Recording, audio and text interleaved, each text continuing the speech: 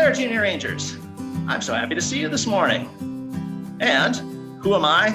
Well, I'm a few things. I'm a dad. I'm a person who works for California State Parks. And there's my name right there. If that's hard to see, or if you're not, if that's hard to see, I am named Joseph Carrici. I work at many California state parks, and California state parks, we are a big state with a lot of state parks. We have 280 of them last I checked, and I work at a lot of them.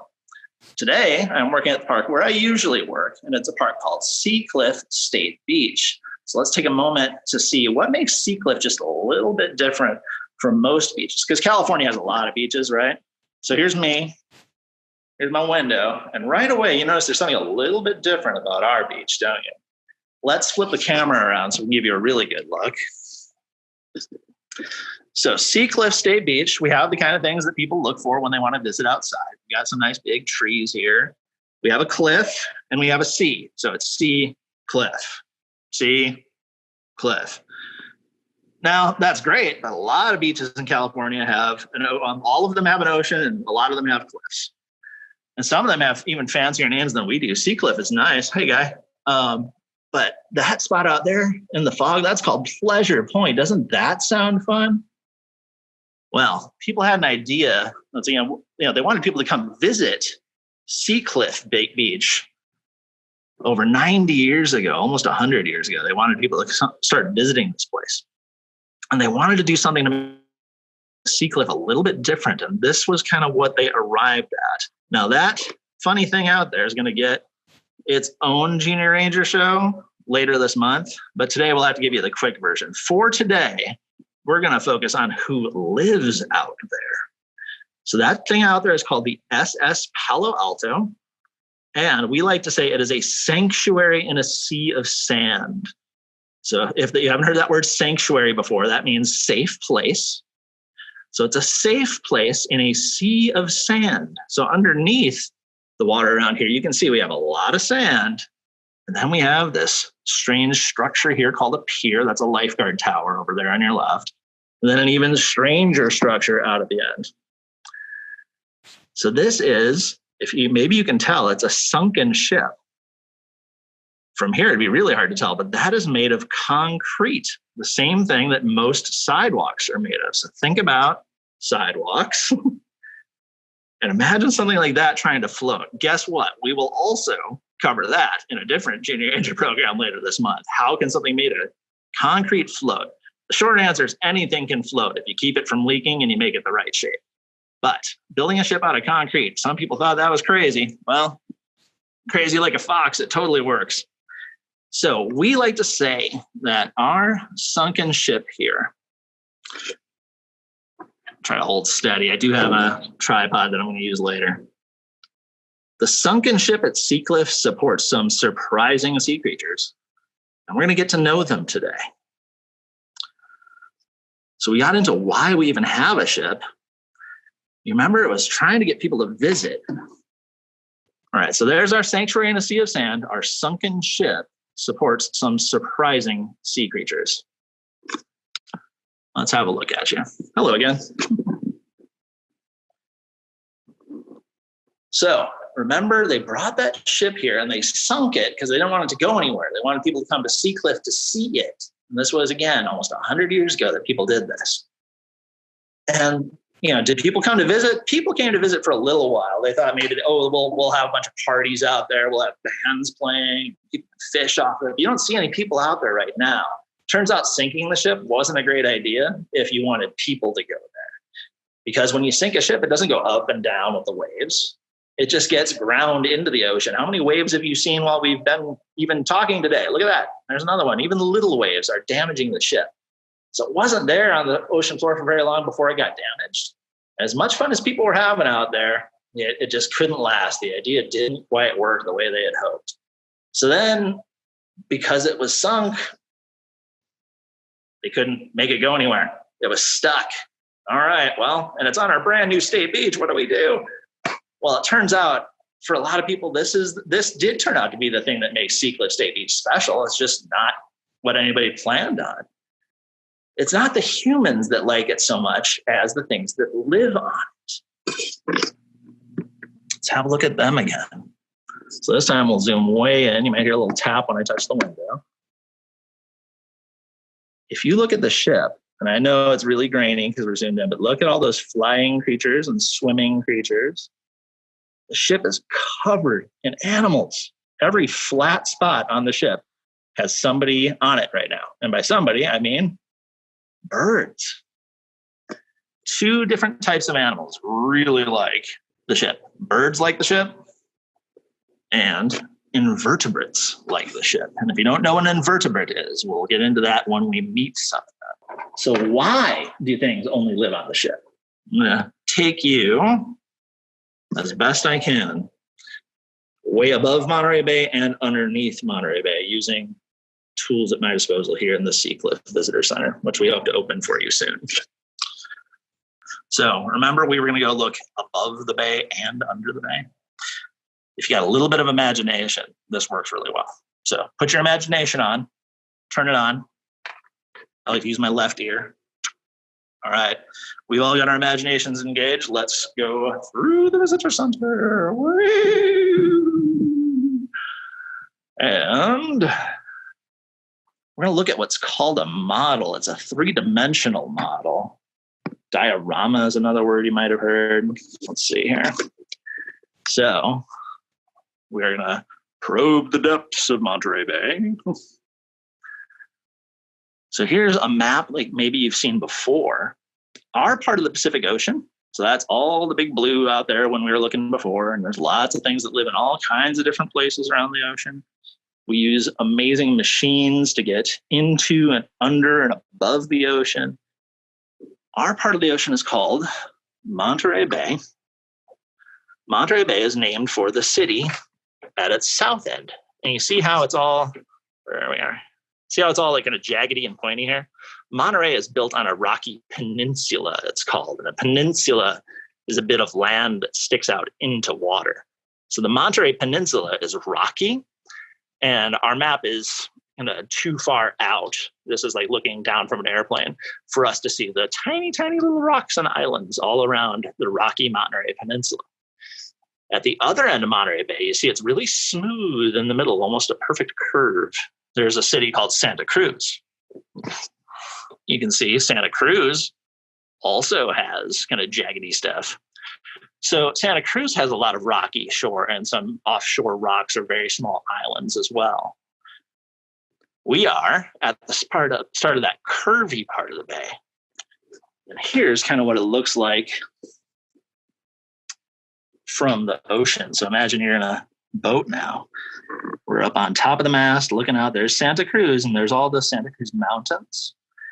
And look how Santa Cruz, rocky. So there's Pleasure Point sticking out there. And there's a lot of, and West Cliff and all these special places. I'm sorry, our map's kind of dirty. I'll work on that before we open up. There's Santa Cruz up at the north end of the bay, rocky. By the time you get to Seacliff, look how the bay changes.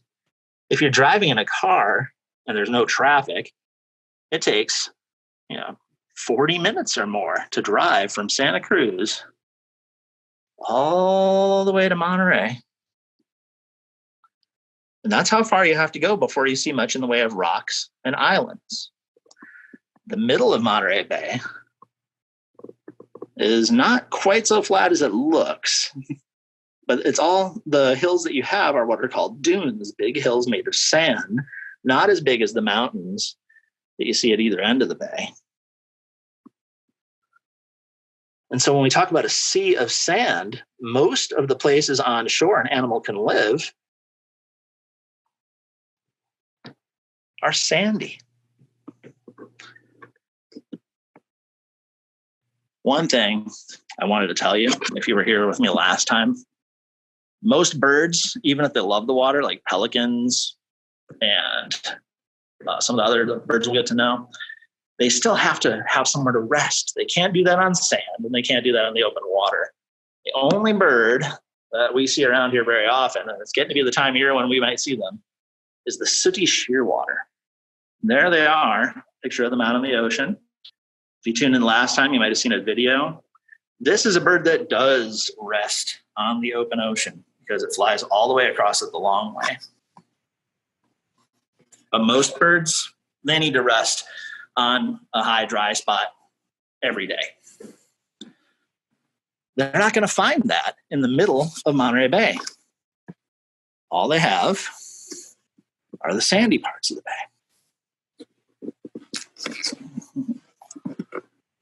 Pardon me while I snag my misplaced something. There we are. Glad you're still with me. So the birds don't do much resting and sleeping on the open ocean or deep in the canyon. Until our ship got here, the only rocky places were Santa Cruz and Monterey. And then there are the things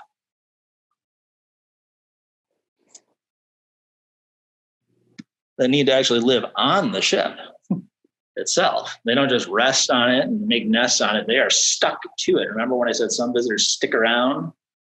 Well, these are what are called, a couple of big fancy words for you, intertidal invertebrates. Let's break that down.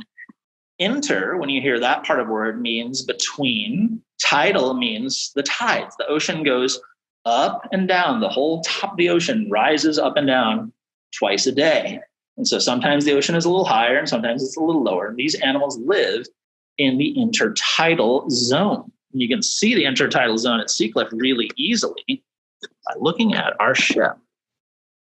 Right now, you can tell the tide is kind of low. You see all that dark area at the bottom of the ship.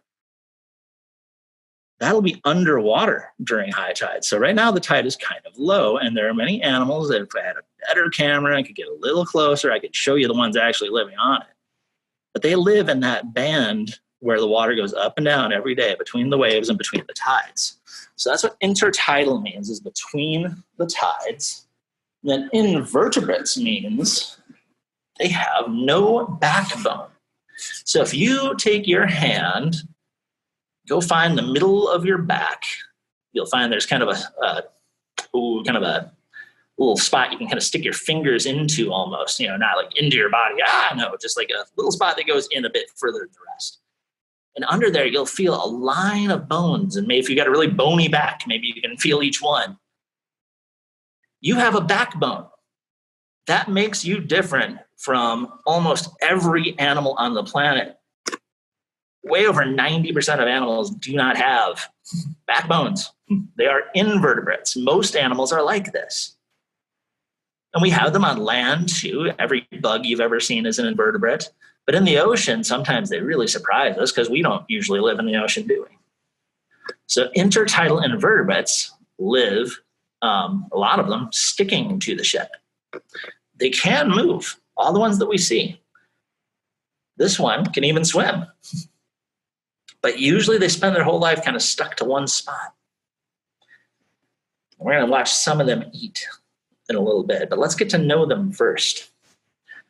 So this big flashy one here, this animal, some people think looks kind of like a flower. Well, at least the people who named it did. They thought it looked like a flower called an anemone. And so if you go and look in a flower book and then go out into nature, you can find in some places something called a wood anemone. This is called a sea anemone. But remember, it's not a plant, even if it looks like a flower, it is an animal. And it has a mouth. There we are. That part in the middle is its mouth. And then all the flowery petal-looking things out there are called tentacles.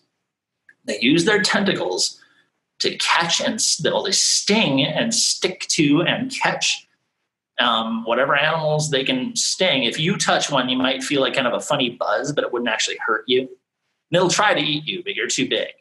You don't fit in its mouth anyway. But, so touching an anemone's tentacles won't hurt you. It's probably not great for the anemone, but it won't really do any lasting damage if you do that. Don't just go jabbing them in the mouth, though. But they use their stinging tentacles on small animals that live in the ocean. They catch them, and then you'll see what they do once they do. So that's a type of animal called a cnidarian. And it's one of the weirdest words you'll ever see. I think we get it from another language, which is why even though it says cnidarian, it starts with a C C-N-I-D-A-R-I-A-N, cnidarian. You don't just have cnidarians in here. We have echinoderms. We have a couple different kinds of echinoderms, and we'll start with these purple spiky ones. Echinoderm means kind of like, what does that mean? Spiny skin. And sometimes the spines are more obvious than others. This is another animal that gets its name for something on land. The people who gave this creature its name, the purple ones, looked at them and thought they looked like somebody who hadn't had their hair combed or brushed or washed in a while. And they thought of like kids running around on city streets with nobody watching them and just doing whatever they wanted. And so, if nobody makes them, a lot of kids would never brush or comb their hair. And so it looks like a messy hair. And so those kids are called urchins. And so they call these sea urchins. Sea urchins are echinoderms. They have spiny skins. And again, I mean, they're not going to like chase you and get you. But if you were to be very uncareful around them, you could get a scrape or a poke from them. But they just use those to protect themselves. They're not out to get you or anyone with their spines. That just protects them from, well, people like you if you're not being careful. Echinoderms are still invertebrates, but there's one way in which they are more like us than a lot of animals are. They have something called an endoskeleton. One of our animals died not too long ago, and we take care of them as best we can. But even if you're doing a good job, sometimes an animal's time is up. This right here is called a test.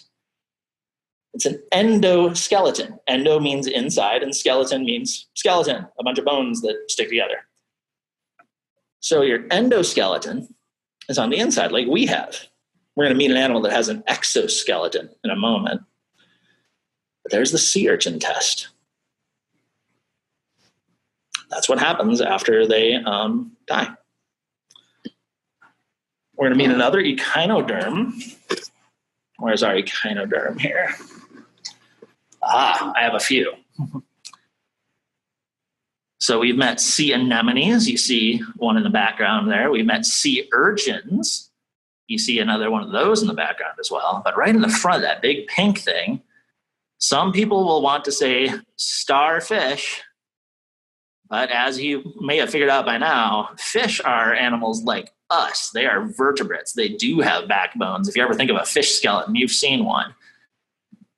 This animal has an endoskeleton, but it has no backbone.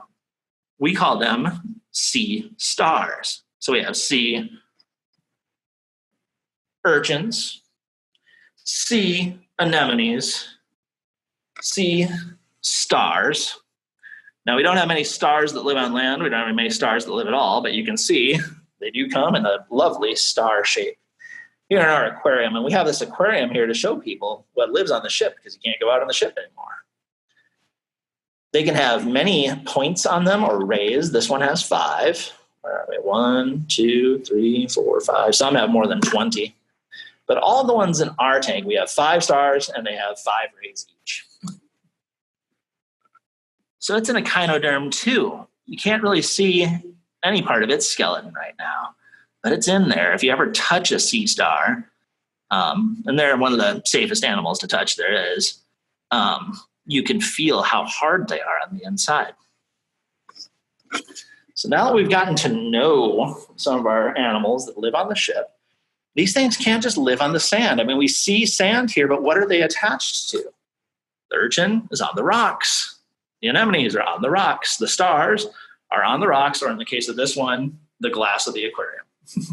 We're going to feed that sea star first because I'm hoping you can see the strange way it eats. These animals do not live on the sand. They can't. There's too much stuff moving around. The sand is always shifting under the water. Every wave kind of rearranges things under there. And there are animals that live in the sand and on plants that grow on the sand. There are things that live on the sandy inside of Monterey Bay, but we didn't see them here at Seacliff until this ship showed up here just over 90 years ago. So now that you've had a good look at the birds in our visitor center and the animals in our aquarium, you can see those birds really clearly. Well, as clearly as this digital zoom will allow. we have an island out there. Our old busted up concrete ship has turned into an island. And birds especially, but all animals are just kind of looking to eat almost all the time. So we know our friends in the aquarium are hungry. Let's give them a little snack. We have a team of volunteers here at Seacliff. These are people that help us out, even though it's not their, it's not a job we pay them money for. They just love the place so much they want to help out. They fed our creatures yesterday, so I'm just going to feed a few. But I got you on the tripod now so you can see what I'm doing. So over here, I've got some notes for today, since it always seems like I've got all kinds of things I want to tell you. So I gave myself some notes, but I've got my cutting board, got my skewer. This is a point on it so I can feed the animals with it.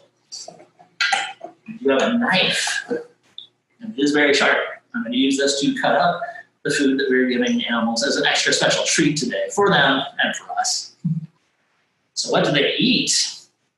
Our urchins are vegetarians. We feed them bits of kelp, seaweed, but that's kind of hard to see them do. I want to feed animals something that you can actually see. So this white stuff that you see here, this is from another invertebrate, an animal that lives out there that we do not have in our aquarium. But that animal is called a scallop. It's a bivalve. It's a type of mollusk. Oh, that's right, I got another type of animal out. We got some mollusks, and we have a crustacean who uses a mollusk shell. I want you to see that. So we'll find our crustacean in a minute, because our crustacean's always ready to eat. All of our animals are. But the scallop has two shells that kind of fold together like a pair of clapping hands. And maybe you've eaten scallop if your family eats seafood. And most people that do like seafood, they get really excited about scallop. You feed the aquarium animals scallop. Well, yes, we love our animals very much. We want them to eat well. But also, we just found it's what works best for them. It's easy for us to feed it to them, and they really seem to do well on it. We don't have animals dying on us left and right. We must be doing something right. Okay, so I got lots and lots of little bit of stuff here. I'm going to give this big piece to a sea star to start, because I want you to see the very strange way that sea stars eat a little bit later. So for now, let's watch. Pardon me while I adjust. Okay, so I'm going to start by feeding the sea star that was using the glass like a rock. You're going to see me put my poker and my hand in the aquarium here and touching the animals. People that work here, we wash our hands all the time, and we know what we're doing. We don't have just anybody doing this. So I try to be very gentle. They're using hundreds and hundreds of what are called tube feet to stick. But if I'm gentle with them, I can kind of help them out. And then I like to get a piece of food under the arm. And you're probably not going to see much of this. Don't worry. We're going to give you something to see. I like to put that right where they kind of can't miss it, because only one animal in our aquarium right now has a brain. Okay? And we're going to meet that animal right now while that sea star starts eating. So if you tuned in today and you tuned in last week, you may have learned my favorite bird is the big pelican. Well, one of my other favorite animals is right here. And he is disguised really well. I think he's a he. I'm not absolutely sure. It can be hard to tell. But do you see this animal? Who's that? There we go. Who's this? Underneath that seaweed, you will see wiggling antennae and two eye stalks sticking out and two claws. That is a hermit crab. And a hermit crab is another type of animal, but this is the only animal in the whole aquarium right now that has a brain, or anything like a brain anyway. So they're an animal called a crustacean, and they have what's called an exoskeleton. You remember our sea stars and our sea urchins have endoskeletons like we do. They have bones on the inside. An exoskeleton, think about an exit, how it takes you outside. Exoskeleton means bones on the outside. And again, a really good look at those legs and claws now. And look at those mouth parts. Crabs have incredibly complex mouth parts. These animals have their skeletons on the outside, and we call it a shell. Now, this animal has two shells. It has the shell that it grows and makes with its own body, just like, your body's always growing and building and repairing itself. So they've got kind of the shell that we think of most crabs as having. Oh, looks like you found a little snack. Good work. You're going to get another one in a minute here. But they also, for added protection, they go and find a mollusk shell. That's a snail shell. And maybe we'll see some snails today. I don't know if we're going to get that far. But we have snails out there too, because snails love to crawl all around things and just eat algae. But I want to feed my friend, the hermit crab. So let's see. I'm going to have to do this one freehand. There we go. I think we'll get down low. So let's skewer. Here, we'll walk you through it. Take our skewer, and we get ourselves a little piece of scallop meat. That one looks good. What do you think? Where'd my hand go? Where'd it go? Ah, there we are. And then watch our friend. Let's get in position here. This is the kind of thing that you really can't practice. All right, there's our hermit crab friend. Here comes our food. Go, hermit crab. Oh, at first he often gets a little bit afraid, but then he's like, wait a minute, I know what this is. Aha! Yay, hermit crab! And watch, away it goes right away. In nature, they don't, wait for dinner time to start eating. It's, they get a chance to eat, they take it. And so he's using those two claws. And in hermit crabs, like many crab species, one claw is a little bigger than the other. That's okay. They're all like that. And see what he does? He just rips off little bits and just jams them into those mouth parts, which really, they don't have teeth, but they have their mouth opens and closes a bunch of different ways. And it's a really good way to get things small enough that they can digest it. We're going to check on sea star digestion in a little bit here. But one of my favorite animals to watch is the anemone. So let's see here. We'll get another piece of scallop. Never fed through an iPad before. All right, there we go. So remember, our cnidarians, they have stinging cells on their tentacles. And so when something brushes against their tentacles, they sting it. And watch what happens after that. Okay, here we go. And we touch a tentacle, and look at that. And the more it tries to get away, the more it gets stuck. And did you see what it did? It takes the food and it pulls it toward the mouth. Don't even need a brain to do that. All right, so let's see. Our sea star over here is using its tube feet to bring that piece of scallop, that kind of white blob there, to its mouth. But then it will do things in a way that seems a little backward to us. The sea star might be like us and that has a skeleton inside its body, but other than that, we don't have a whole lot in common. So we'll check on our sea star in a while and see if we can see the very strange way it's only strange for us. It's perfectly normal for them, right? Things are all relative. So let's see. We'll give our other anemones a little snackaroo too. Okay. I was going to use a tripod to do all this, and this is way more fun. Down we go.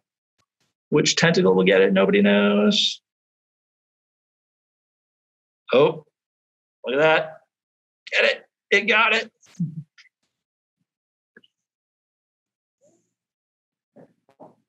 There we are. That's our most business-like anemone. It's not very flashy. All right, let's try the other anemone so nobody feels left out. I know junior Andrews are big on fairness. So let's see here. Okay. One more piece for one more anemone. There we go. Oh, there's a good one. All right. Boom. Down we go until it snags the foods. Oh, they got it. That was really close to its mouth, so it just jammed it right in. All right. Good work, animals. I'll give them a little bit more when we're off camera, but yeah, see how we're doing in time. I'm sure we're already running a little long, so we better wrap this up before too long. All right, we'll check on our Sea Star after we take our Junior Ranger pledge. So you've stuck with us. Thank you for that. So checking that. Questions. Does the pink thing look like a starfish? It looks like, so answer live. Okay. So why does the pink thing look like a starfish? Well, it is a sea star, and that's why it looks like it does. All right. Are there sea lions or seals on the boat? They don't live there all the time. So are there sea lions or seals on the boat? They sometimes are, sometimes aren't. In the spring, we see harbor seals out there more, but they don't live out there. They just kind of visit every once in a while. It's one reason I didn't talk about them so much today. And I think, okay, so we're caught up on questions. And then, let's see, a bunch of you are still with us. Very good. All right, we were going to do the Junior Ranger pledge, and I'll do it with you. So this is going to be a repeat after me thing, but it's there's a bit of a trick to it because you and I don't have the same name. It's one of the fun things is that most people, my Junior Ranger is watching, and my Junior Ranger has a very unique name. Most people don't have a name just like yours. So it's going to be, I state your name. But you don't say state your name, you just say your name when we get to that part, right? So I would say, I, Joseph Carr Ritchie, that's my full name. And then you would say whatever your name was, but then the rest of it, we're going to say all the same words. This is how pledges work. Are you ready?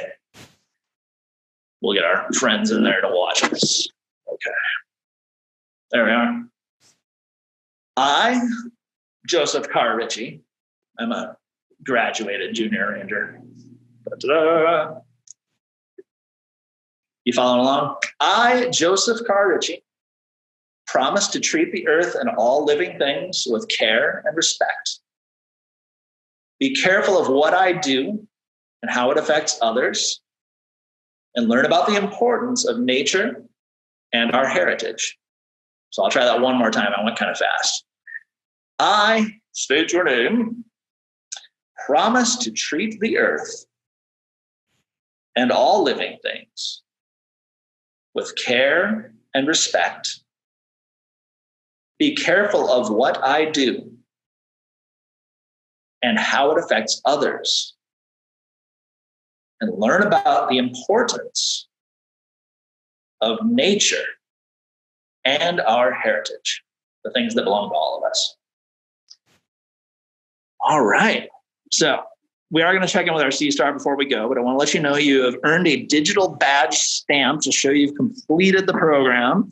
I will email that to you. I should get to that later today at the address that you used to register for today's Junior Ranger webinar. So thank you for that. All right. What else can I show? We're going to check in on our Sea Star. See if it's doing it. Oh, I think it's doing it. All right. So Sea Stars, they start eating like a lot of us do. They kind of grab things with their arms. Yep, there we go. But then it gets different after that. So those little kind of blobby, pokey things that you see underneath there, you see those white bits on the backside of the star? Remember, it's an echinoderm. That's its spiny skin. Not nearly as spiny as the urchin, right? But they're related. They have all those bumps on their skin too. Underneath their body, they have hundreds and hundreds of what you see are called tube feet. They use them to move water through their body. They don't have any blood. They use water instead to do the job that blood does in our body. They use their tube feet to hold on to wherever they're living. So we don't have sea stars on the sand because the sand moves around too much. They need the ship to live around here. They also use tube feet to catch their food and bring it to their mouth. Sea stars don't move very fast, so they tend to find food that doesn't move at all. And then using all those tube feet, they are strong enough that they can open the shell of something like a scallop or a mussel. They really like mussel, which are another type of bivalve. They bring it to the middle of their body, And then instead of putting it in their mouth, they take their stomach out. And that's what that clear globby stuff is, where the food used to be. They take their stomach out of their body and they wrap it around the food and they begin the digestion out there. And then when it's, a little bit later after it's done that, it will hold the stomach with that, digested food in it back into its body. All right. Well, once again, I ran late and I had fun. I hope you did too. I didn't run late. I ran long. It was an extra special, extra big junior ranger program. You've really earned your badges today. Look for that email, same address that you registered at. Thank you for joining us. And let's remember, I'm Joseph. You can come visit us hopefully soon. I don't know when. We have a plan, but we're not open yet. Remember, if you do visit our parks, give people lots of space, wear a mask if you're anywhere near anybody else in any situation outside of your house. But come visit us at Seacliff State Beach, where our sunken ship supports some surprising sea creatures. My name's Joseph. I talked a whole bunch. I thank you for tuning in, and I'm very proud of you for junior ranging with us. Bye for now.